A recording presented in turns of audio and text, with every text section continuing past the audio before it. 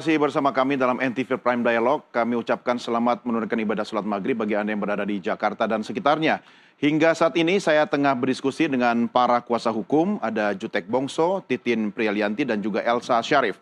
Pak Jutek tadi sambil menuntaskan pernyataan Anda yang sempat terpotong, kalau kita dengan tidak bermaksud mengesampingkan prosedur hukum, tetapi ada peluang terang benderangnya sebuah kasus, tetapi secara prosedur belum dilalui. Anda melihat ini sebagai sebuah upaya pendekatan atau mungkin dalam tanda petik upaya mengakselerasi atau bahasa lain ini ngakalin hukum ini namanya nih. Komentar Anda Pak Jutek. Jadi gini Mas Doni, saya sampaikan kenapa kami sandingkan peristiwa Vina dan Eki ini ibarat dengan peristiwa Sengkon dan Karta tahun 1974 yang lalu. Ini hampir mirip Mas Doni, Ya. ya, bahwa pada saat diproses di 2016 yang lalu, semua saksi, semua fakta mengarah bahwa ini pembunuhan dan para 8 ya orang, masih 7 terpidana di dalam masih seumur hidup di dalam itu adalah pelaku pembunuhan dalam peristiwa Vina dan Eki. Belakangan semua saksi itu adalah mencabut dan mengatakan itu tidak benar dan mereka berani menyatakan itu di bawah sumpah, menyatakan itu di bawah sumpah di pengadilan peninjauan kembali di PN Cirebon, ya, yang artinya bahwa mereka tahu konsekuensinya kalau mereka salah, Ya. ya, bahwa mereka melakukan itu dengan penuh dengan kesadaran dan belakangan kami cocokkan dengan fakta yang ada dan ternyata memang itu kelihatannya menurut kami bahwa itu bukan pembunuhan. Menurut saya dalam keadaan pengaku bahwa pelaku yang dituduh bersaksi mahkota seperti Dede mengaku bahwa itu cerita bohong, ya, peristiwa penting ini terjadi sekali lagi oleh karena karangan ya cerita dari Aib dan Dede. Ya. Yang Dede hari ini menyatakan itu tidak benar. Kalau dasar mengatakan itu tidak benar kan menurut saya ini kan keadaan genting yang harusnya tidak perlu berlama-lama ya, walaupun saya nggak mengatakan bahwa tidak perlu melalui proses hukum, toh kami sudah lakukan karena kita orang hukum bahwa kita harus menghargai putusan yang sudah ada, inkra yang ada. Ya. Ya, menurut saya tidak ada alasan bagi Mahkamah Agung. Apalagi keterangan Dede yang mencabut keterangannya itu diiyakan oleh Liga Akbar karena persidangan 2016 lalu yang melihat dan mengiyakan peristiwa pembunuhan itu salah satunya Liga Akbar. Sekarang Liga Akbar menyatakan tidak benar dan sumbernya sama. Dia menyatakan bahwa diarahkan oleh seseorang sama seperti Dede yang bersaksi klop satu. Yang kedua adalah bahwa peristiwa malam itu para terpidana mengaku menginap di rumah kontrakan Pak RT. Para saksi saat itu tidak berani mengatakan melihat bahwa bersama-sama dengan para terpidana ini ada di rumah Pak RT. Dan sekarang mereka mencabut, itulah yang disampaikan Prof. Elsa tadi, ada Teguh dan kawan-kawan, ya, ada Okta, ada Pram, ya.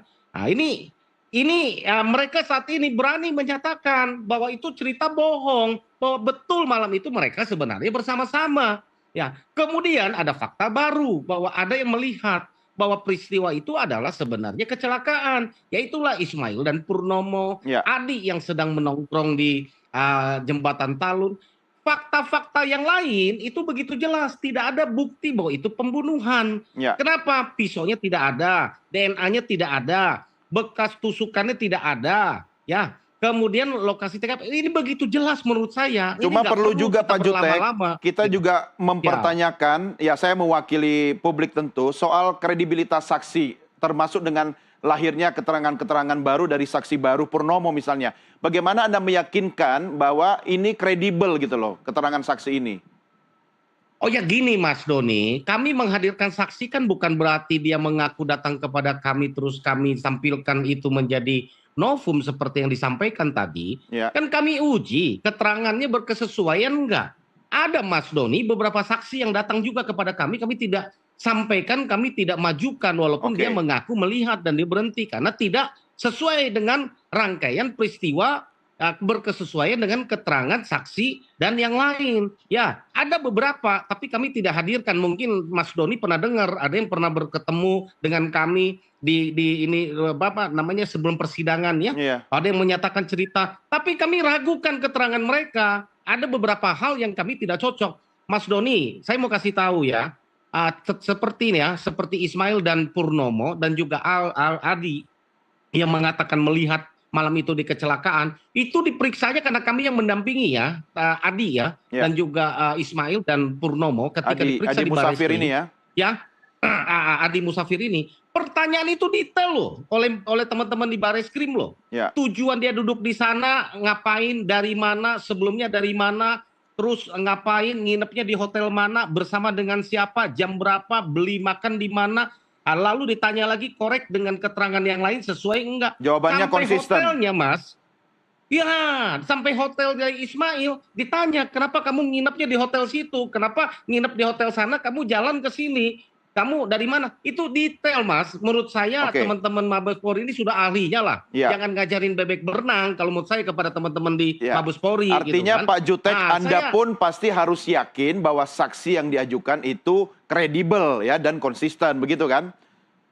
Oh ya iya, kenapa kami berani mengajukan? Selain pengakuan mereka, kami cocokkan kan dengan kondisi TKP, barang bukti yang pernah dihadirkan. Kami ini bukan kita rekayasa ya, sesuatu yang sudah pernah dihadirkan. Ditambah dengan kesaksian bahwa itu nggak ada pembunuhan, maka kami yakin kami membuka alternatif. Ini loh, ada yang melihat ini kecelakaan. Terserahlah Mabes Polri dan juga Mahkamah Agung yang menilai yang kami hadirkan itu kredibel atau tidak gitu loh, Mas. Ya, baik. Gitu. Jadi sebenarnya kalau Bu Elsa meragukan kredibilitas saksi yang Anda sampaikan, tentu ada reasonnya juga, ada alasannya. Dalam hal ini Bu Elsa, bagaimana Anda mengomentari pernyataan Pak Jutek tadi? Ya, saya semua kasus tidak bisa ada dibanding-bandingkan ya. Apalagi kasus Sengkon dan Karta itu tahun 74 itu sebelum ada KUHAP. Karena kejadian itulah dibuatlah KUHAP, di mana kepolisian itu saat ini lagi ya sudah ada perangkatnya, ada Propam, ada Irwasum, ada pengawasannya, ada Kompolnas dan segala rupa itu komplit untuk melihat mengawasi pekerjaan penyidik ya, berbeda dengan pada waktu itu dan karena belum ada KUHAP. Kemudian juga ada jaksa pun mengawasi prosesnya, bagaimana buktinya, ada P19 sampai akhirnya P21 ya, penyerahan fisik tahap kedua. Kemudian di persidangan pun tidak lagi, sekarang semua sidang itu bebas. Tidak boleh dilakukan pemborgolan dan segala rupa, dan bisa menjelaskan bebas dan bisa mencabut keterangan di persidangan. Ini modernisasi dan kebebasan ini sudah berbeda sekali pada dari zaman Sengkon Karta. Dan faktanya kan semua terdakwa itu mencabut keterangannya di persidangan itu, di perkara nomor 3 dan 4 itu mencabut. Berarti kan ada kebebasan, karena dia mencabut akhirnya didatangkanlah saksi verbalisan.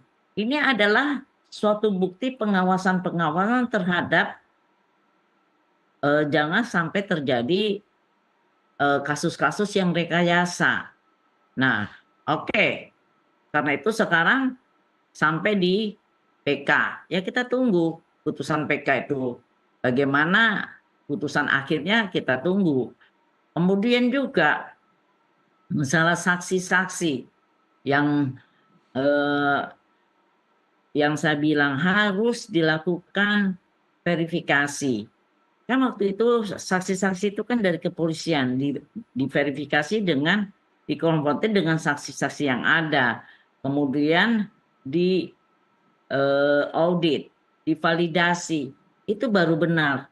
Dan kemudian yang kasus yang khusus untuk pencabutan keterangan itu tetap harus dalam proses.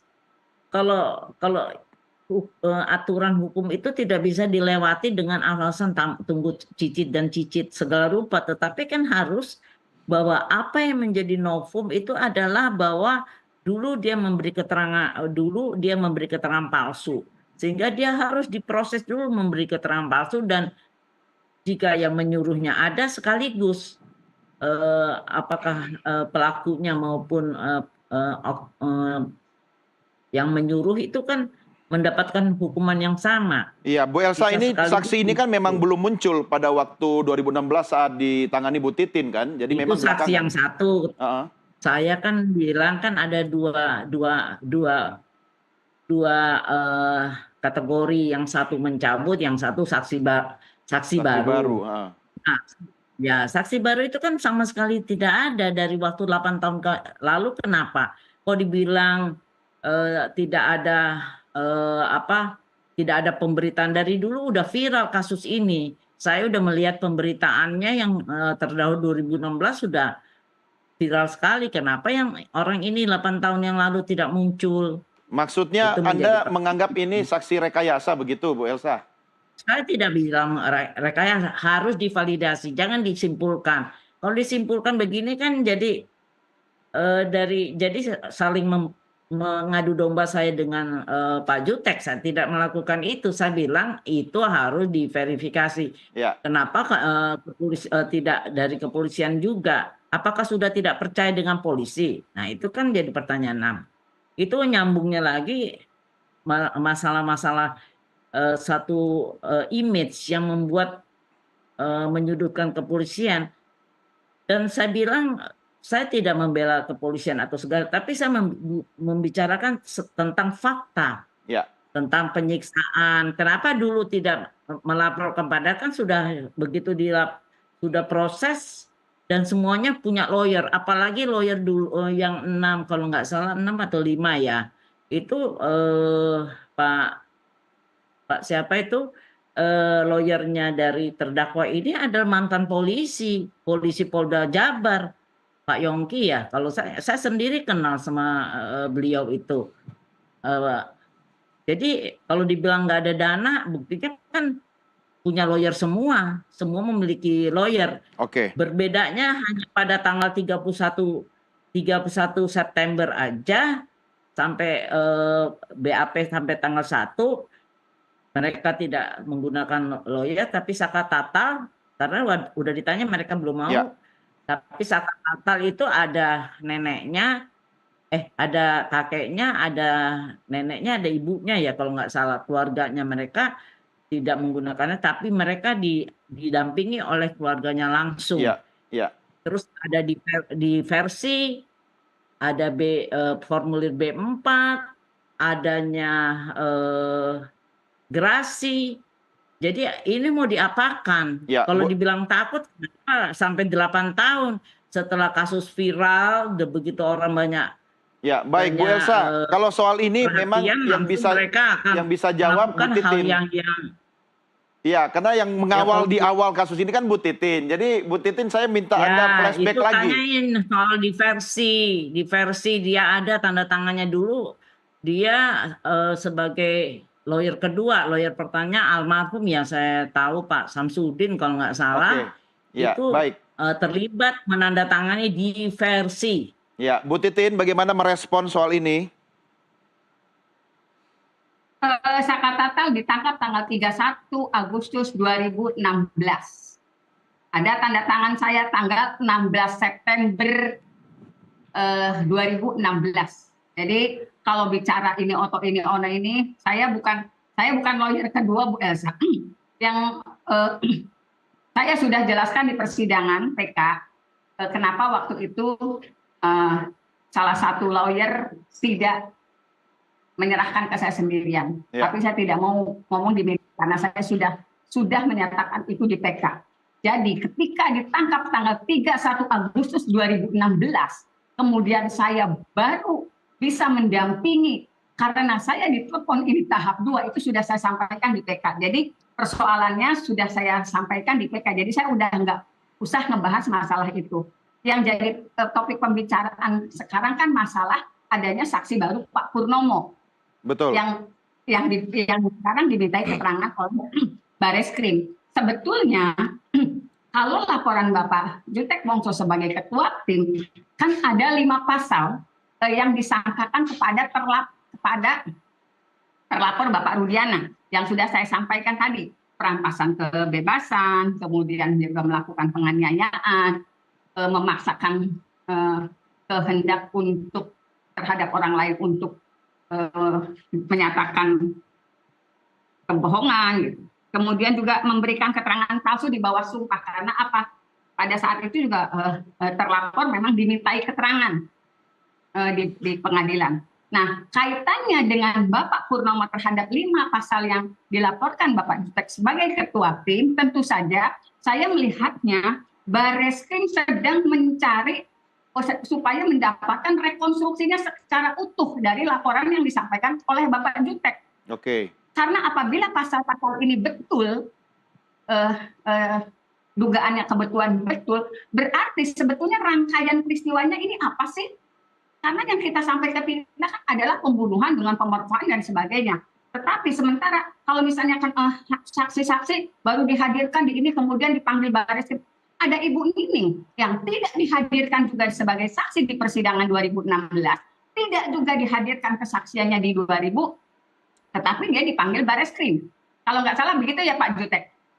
Bu Nining dipanggil juga sebagai saksi, dimintai keterangan, tetapi tidak menjadi saksi di PK ya Pak Jutek ya. Ya, betul. Ya, tetapi Bareskrim memanggil Ibu Nining untuk dimintai keterangan, padahal Ibu Nining itu tidak dijadikan saksi di 2016, juga tidak dijadikan saksi PK. Artinya Bareskrim, kami mengucapkan terima kasih ya Pak Jutek ya kepada Bareskrim yang terus mencari merekonstruksi sehingga utuh dari pasal-pasal yang disampaikan oleh Pak Jutek selaku ketua tim yang dilaporkan, akan ada kesimpulan di situ. Dengan apa? Dengan dipanggilnya Pak Purnomo yang melihat rangkaian peristiwa itu adalah kecelakaan, dengan dipanggilnya Pak Adi, dengan dipanggilnya Bu Nining yang tidak pernah dihadirkan persidangan di sidang 2016 maupun di 2024 PK. Begitu kan ya Pak Jutek ya? Ya.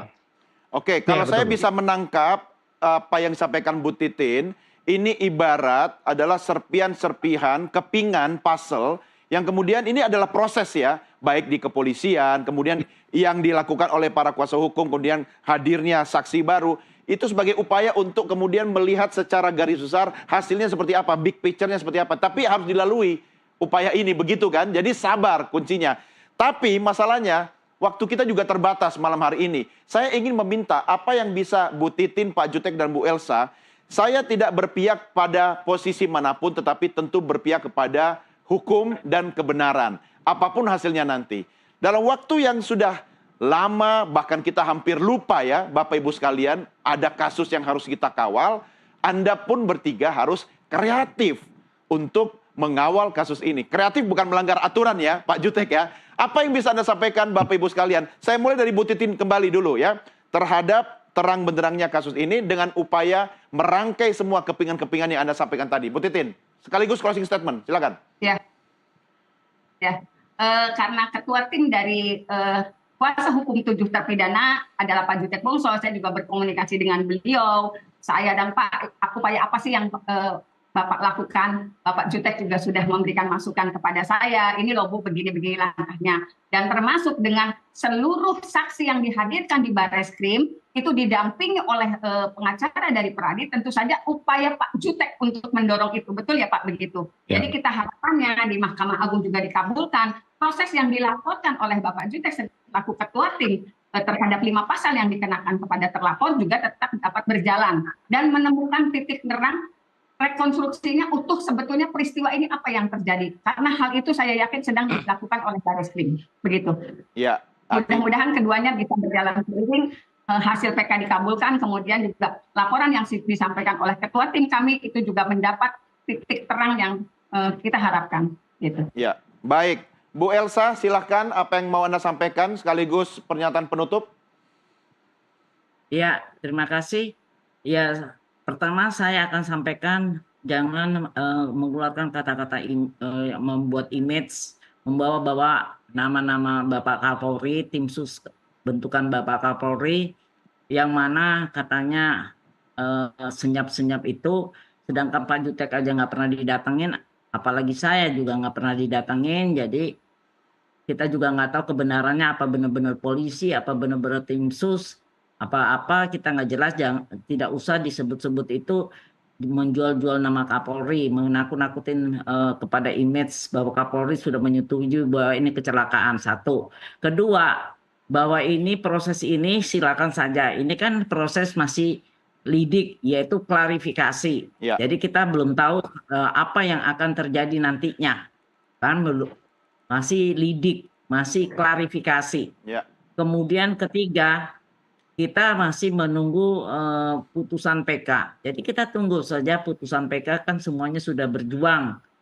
Dari timnya Pak Jutek sudah berjuang luar biasa, dan saya juga sudah menonton dan kami juga sudah melakukan sesuatu yang sesuai dengan fakta. Dan masalah mereka menginap di rumah Pak RT, ya saya ulangi lagi, tidak pernah menginap.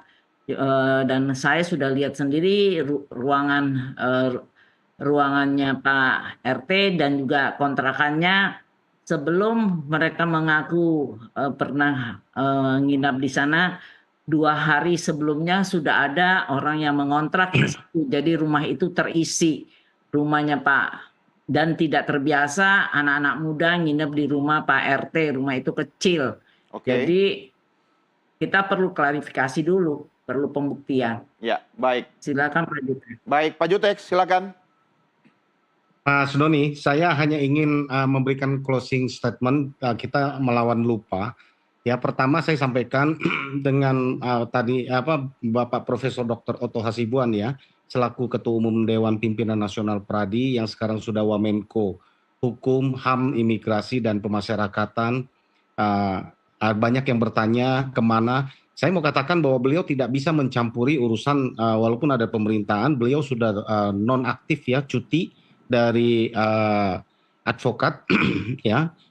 Kemudian beliau tetap membantau ya dari sisi pemerintah, tapi tidak bisa mencampuri apa yang ada yang diputuskan oleh teman-teman di Mahkamah Agung. Itu pertama. Yang kedua, saya ingin melawan lupa tadi adalah saya ingin menceritakan bahwa novum yang kami hadirkan itu banyak sekali, bukan hanya soal saksi yang mencabut keterangannya pada tahun 2016 lalu. Ya, ada keterangan-keterangan baru, ada saksi-saksi baru yang belum pernah dihadirkan. Pak Mega dan Widi, itu handphonenya sudah kita ekstrak, itu yang nggak bisa dibantah. Ya, jam yang diduga terjadinya pembunuhan yang dilakukan oleh 7 atau 8 terpidana itu adalah hal yang mustahil, tidak mungkin terjadi karena pukul 10.14 mereka masih berkomunikasi. Ya, bahkan 10:10 ya, 22:10 mereka bertelepon. Ya, artinya sedangkan 22:30 itu jenazahnya mereka sudah tergeletak di Talun. Itu kunci. Kemudian hal yang lain, ada pemilik warung, ada saksi, begitu banyak saksi yang tidak pernah dihadirkan ya, termasuk yang melihat itu kecelakaan dan yang lain itu cocok berkesesuaian ya dengan kesaksian Mega Widi, lokasi TKP, jam kejadian, barang bukti yang dihadirkan. Dengan mencabutnya para saksi, kami yakin ya 100% ya bahwa mereka itu adalah tidak bersalah dan bahkan peristiwa ini adalah kecelakaan. Ya, kami sudah pada kesimpulan yang berani ya, total demikian, oleh karena kami sangat meyakini dengan bukti fakta yang sudah kami hadirkan. Ya. Jadi Bapak Ibu sekalian pemirsa, mari kita kawal terus, kita cari menang-menangan seperti yang disampaikan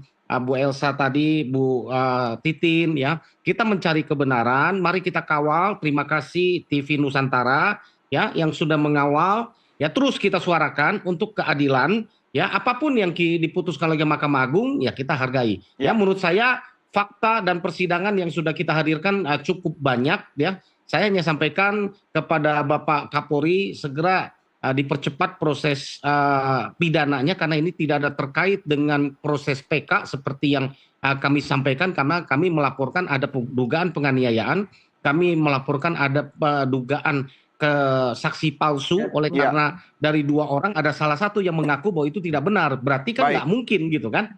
Gitu. Itu Mas Doni. Baik, terima kasih.